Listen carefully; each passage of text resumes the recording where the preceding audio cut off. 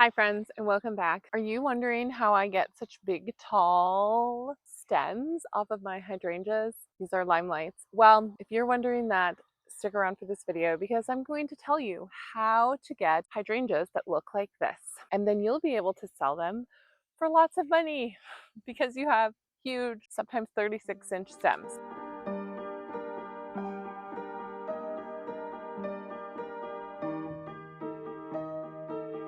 I'm Ruth Ann from Abundant Blooms Flower Farm in Door, Michigan. I farm on about an acre and I have a lot of woody shrubs and perennials and annuals, and I sell almost exclusively to florists in West Michigan and regionally into Chicago as well. So I do all this from my 1 acre of land here. One of my goals is to help other flower farmers learn how to have the most productive farms that you can. I do this through YouTube, obviously, and then also through my online course and my membership, the Abundant Blooms Collective. And I have a lot of woody shrubs that I've invested into. These are actually probably my 3 oldest woody shrubs. These are the oldest shrubs on my property. And that's because I planted them actually before I started flower farming. I knew I kind of wanted a farm and I bought these hydrangeas and I planted them. So I have them kind of around my fence line. I have multiple varieties, but these are my limelights.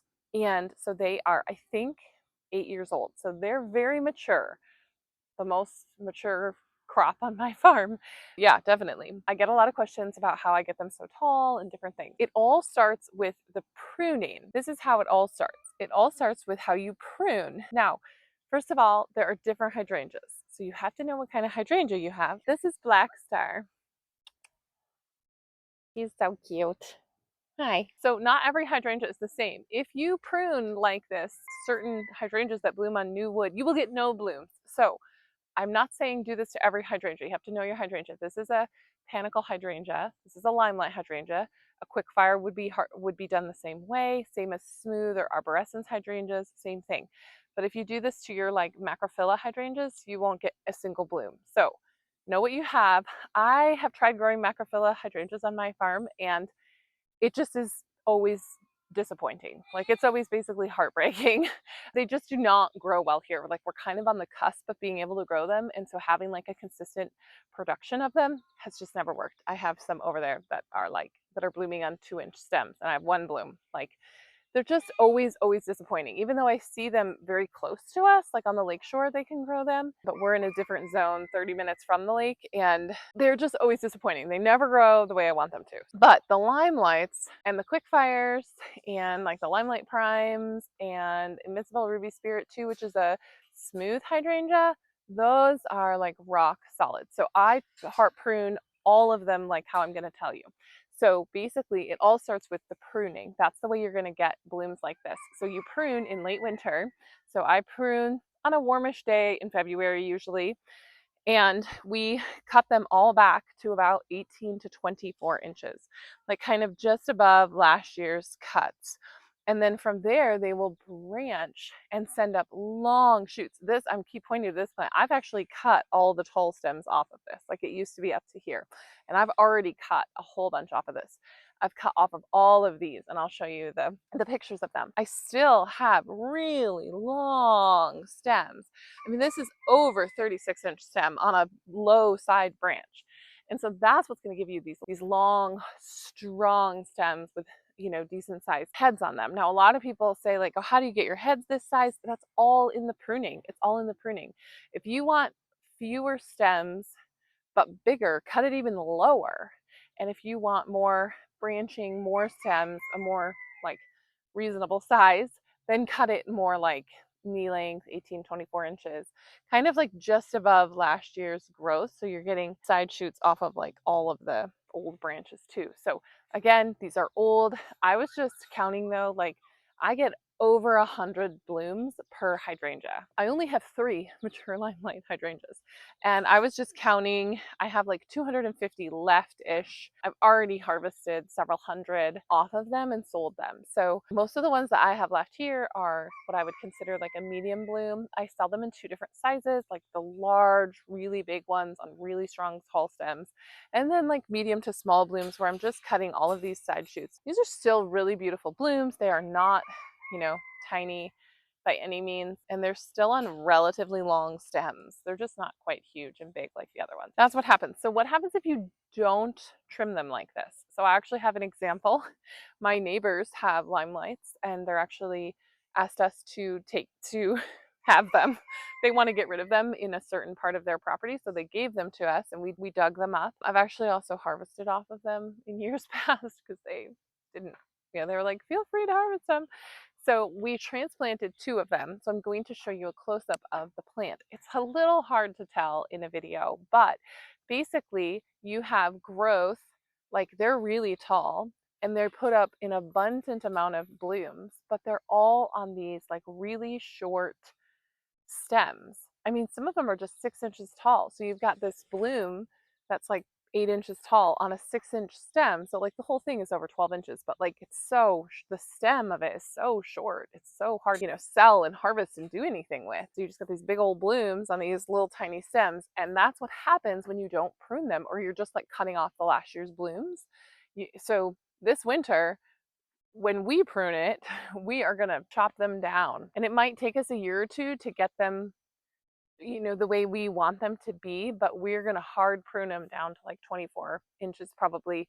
And we'll see how they do next year. I mean, they're beautiful. Like when I look over at my neighbors, they look like this bush full of blooms. And they told me I could harvest off of them. And I went over there and I was like, there's almost nothing I can harvest because I've nothing longer than like a 6 to 8 inch stem.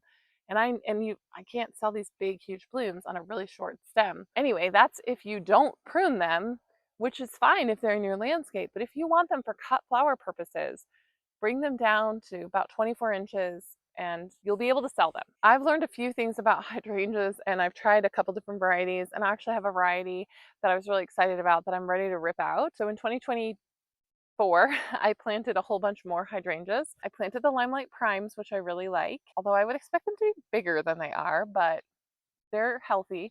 I also planted more quickfires, and they're super small. They're just not really happy. I'm not sure what's going on with them. I planted a macrophylla, which is disappointing. And then I planted these smooth lace hydrangeas, and I don't like them.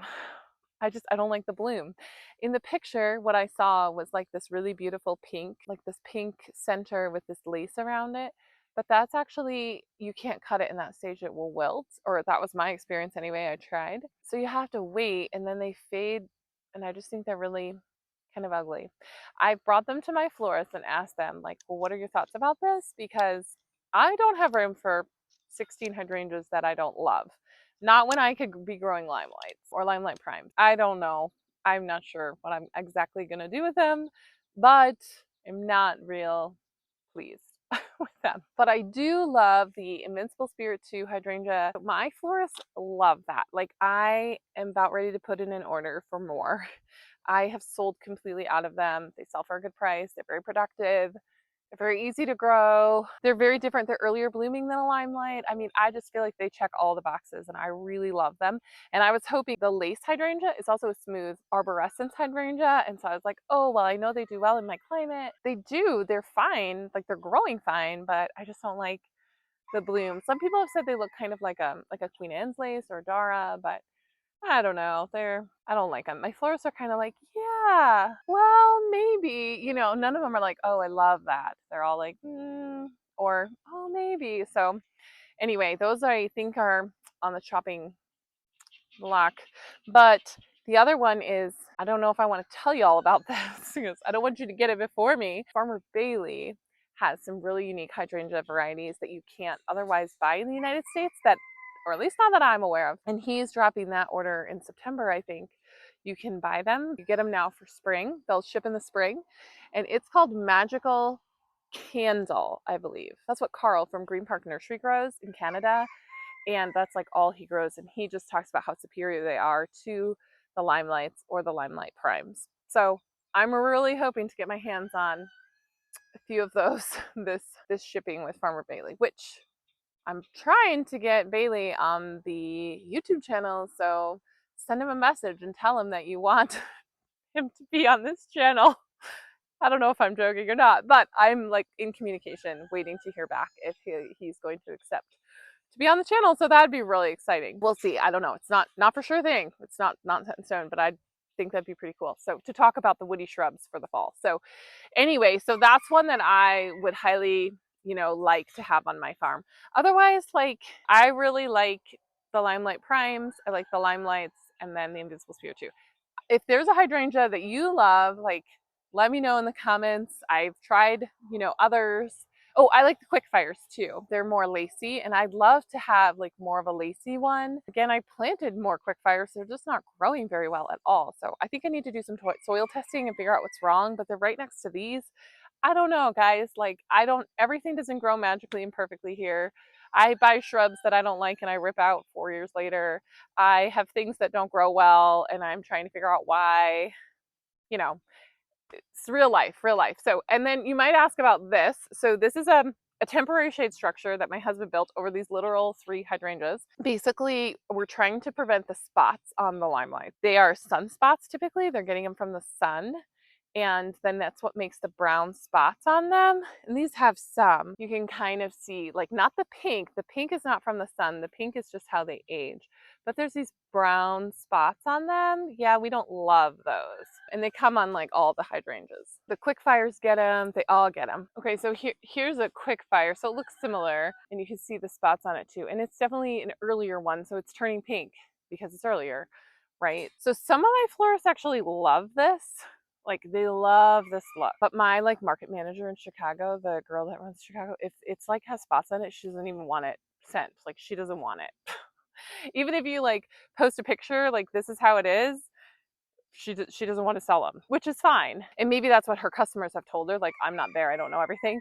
But I just know she's like, if they have spots, I don't want them. Don't send them. And I do think you get a higher quality. Like they look a lot more, higher quality if they don't have all these spots on it. But some of my florists are like, oh, it's no problem. I just like, give them a good shake and like, or that's the look we love. Or I mean, I've had florists that really want them like that for weddings in the fall. So just know your market, but be a really good communicator. That's the thing with hydrangeas. When you're selling them, you have to be a really good communicator because they change really quickly. So if you're like, I have these pure white hydrangeas, and then you go to sell them and they're not, they're pink or they're turning pink. If your florist needs them for a wedding and she needs white ones and you give her pink ones, she's not going to be very happy, or he. Or if you're like my Invincible Spirit 2s turn drastically from like a pink to a green. So, and they change like weekly. So I've had to learn, and I don't even try to sell them in like the pink stage. I will sell them in the aged pink stage and then like into the green stage. But like you've got to be a good communicator what it looks like. Or, say, if you communicate to your florist, oh, I thought they were going to be more pink, but they actually look more like this, and you're communicating and you're sending them pictures and they're okay with it and they're saying, yeah, no, that's fine, or no, I don't want them like that, right? That's going to be really, really, really important. So the limelights will change to pink. They'll all change. So you got to be a really good communicator and know your crop. Now, they do mature at different stages. Like this here is actually still kind of green, so that's going to bloom white, right? Like it's not even ready to pick yet. There is a little bit of grace as far as like some are blooming at different stages, so you might be able to get away with things, but they change it very quickly. So I send out an email to my florist every single week and I show pictures. Like I send them pictures like the Invincible Spirit 2s look like this week. They will change. This is what they're looking like now. So don't order these for 2 weeks from now if you want them for a wedding.